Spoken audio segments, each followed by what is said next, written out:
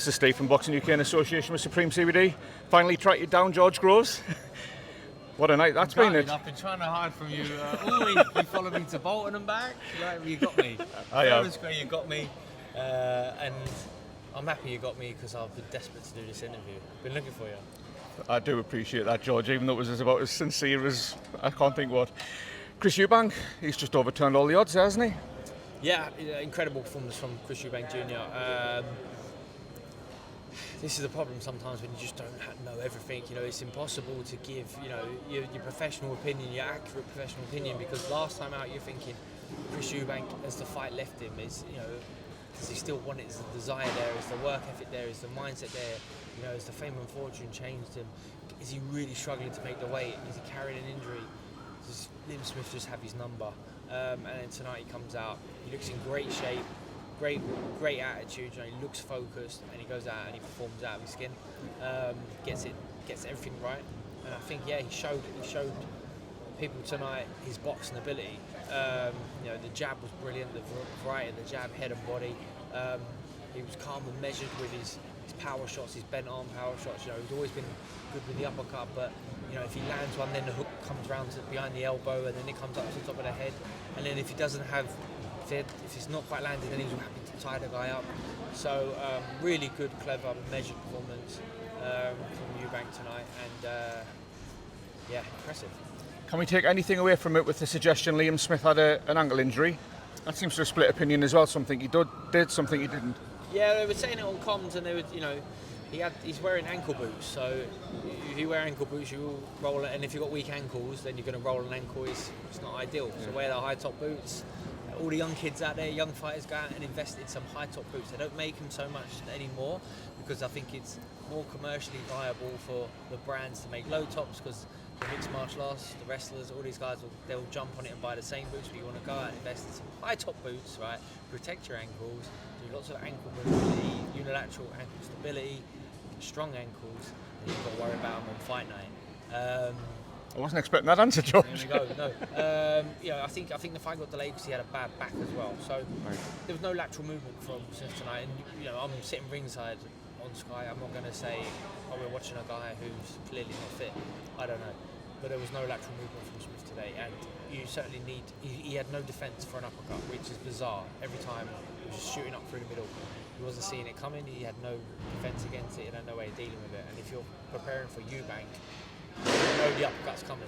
He throws it when he's in range, when he's not, when he has a right to, when he has absolutely no right to throw an uppercut, he will throw it. So he couldn't get out of the way of it all night. Once he lands that, then the variety of the shots come, different angles, behind the elbows, as I say, to the head and body.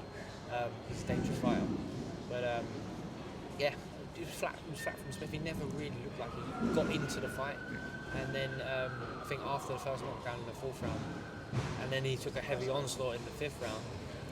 Never looked like he had any chance of danger, even pulling out that one punch sort of equaliser shot.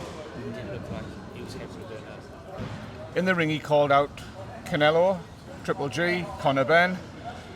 Where would you suggest that Chris Eubank Jr. goes next? There's obviously the trilogy fight.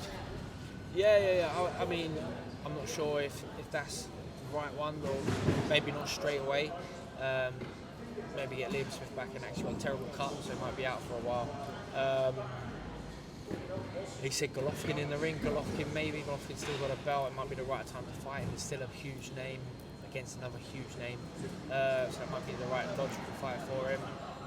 But to be honest, I'd have to go through the middleweight rankings right now and sort of see who's the right move for him. Eubank's always been a big name, so he hasn't had to necessarily chase the belts to get the big fights. Yeah. So that might work against him, or it might work for him. I don't want to see him fight Kelbrook. I don't really want to see him fight Conor Benn. But I've already interviewed Conor Benn. He said he would knock Chris Eubank Jr. out within 4 rounds. We'll see. We'll see. You did mention Bolton, George. Can't let you go without last night. That was some night, wasn't it? Yeah, no, epic night. Lyndon Arthur, down on the cards, almost looked down and out. Got off the floor to win. Spectacular body shot. Suarez crippled with pain, couldn't get up, and get out of jail free card for Lyndon Arthur. And I hope he doesn't mind me saying that. He looked like the fight was leaving him. But he dug deep in that 10th round, got the body shot to win the fight. Congratulations to him. And the British title fight, which was Cartwright and Harvey, is brilliant. Devastating knockout in the last round. But yeah, another great performance. I do have one more before you go, George. Sorry, should Frazer Clarke have been chucked out tonight? No. I think down to referee's discretion, how many low blows you can, how many points you can take away. I don't really want to see fighters win because the other guys hitting on the waistband, and it was on the waistband. There was none that sort of went straight in the nutsack, was it? None that went in the cobbler's. And Dave Allen, he would complain straight away, but he wasn't ready to take 5 minutes. He was like, yeah, he actually didn't want the rest because he's thinking, if I can just get Frazer to keep punching, he might tire a bit and I might get something out. Or you assume that's what his tactics were. He gets a nasty whack.